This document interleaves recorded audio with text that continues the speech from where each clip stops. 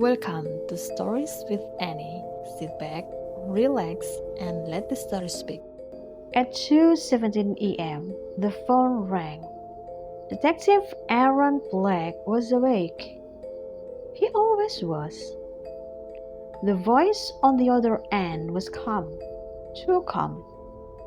"She's dead," the caller said.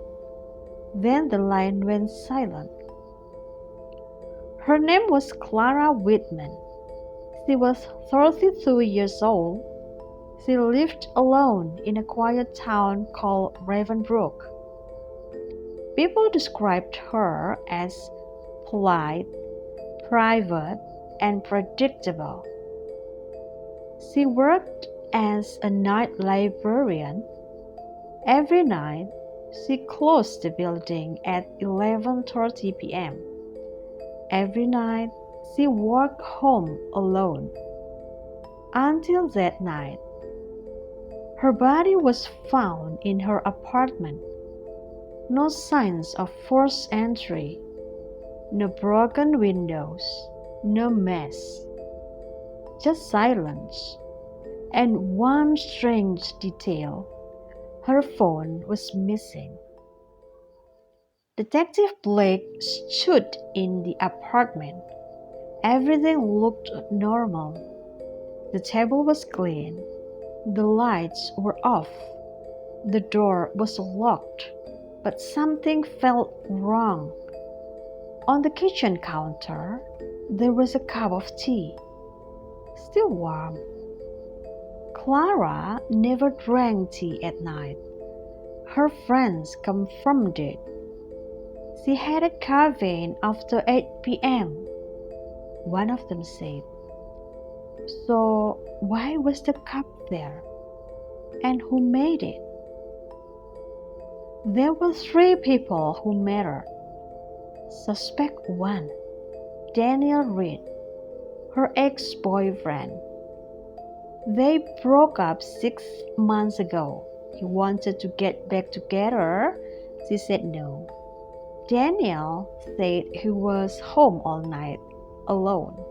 No witnesses.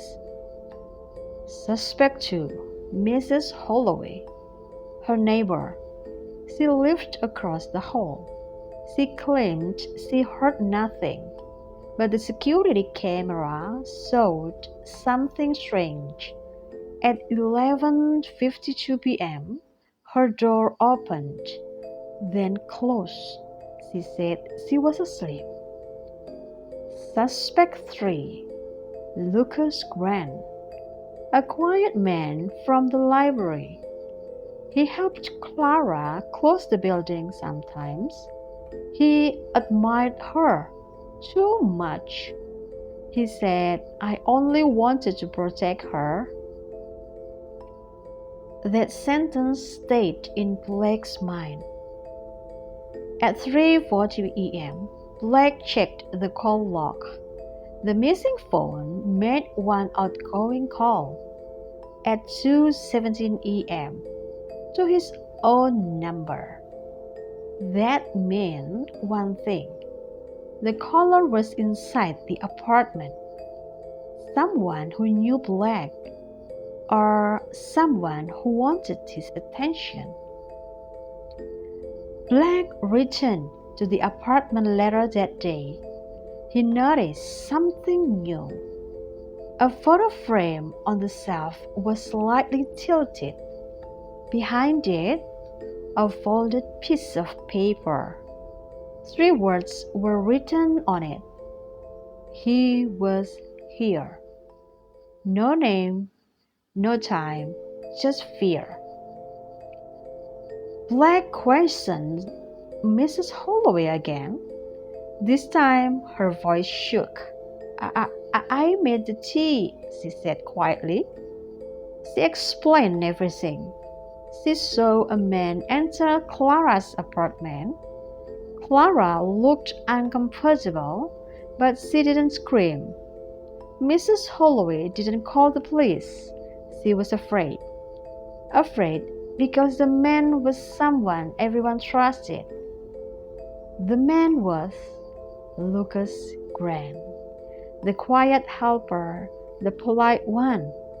He had a spare key. Clara trusted him. That night he came to talk. She wanted him to leave. He refused. The argument turned violent. He panicked. Then he did something unexpected. He called Detective Blake. But why?